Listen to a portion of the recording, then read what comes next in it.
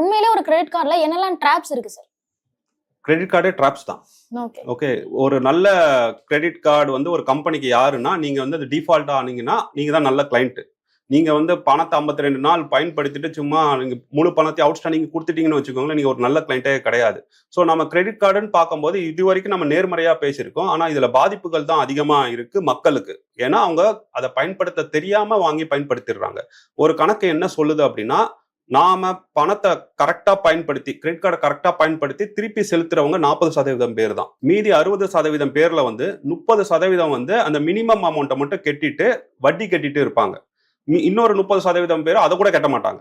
So நாம என்னன்னா credit card வாங்கணும்னு முடிவு பண்ணிட்டா இந்த 60%க்குள்ள நம்ம வந்துடக்கூடாது. இது வந்து நம்ம காப்பீடோட நம்ம பொருத்தி பார்க்கலாம். காப்பீடு வந்து 100 பேர் போட்டாங்கன்னா அதுல ஒருத்தருக்கு பாதிப்புனா மத்தவங்க பணத்தை எடுத்து அந்த ஒருத்தருக்கு கொடுப்பாங்க. அதே மாதிரிதான் கிரெடிட் கார்டுலயும் நமக்கு வந்து நிறைய பெனிஃபிட்ஸ் இருக்கு, ரிவார்ட்ஸ் இருக்கு, கிஃப்ட் கொடுக்குறாங்க. நான் சொன்ன மாதிரி ஜார்ஜியால போய் தங்குற அளவுக்கு உங்களுக்கு வசதி பண்ணி கொடுக்குறாங்கன்னா அது இன்னொருத்தரோட பணத்துல தான் இருந்து வருது.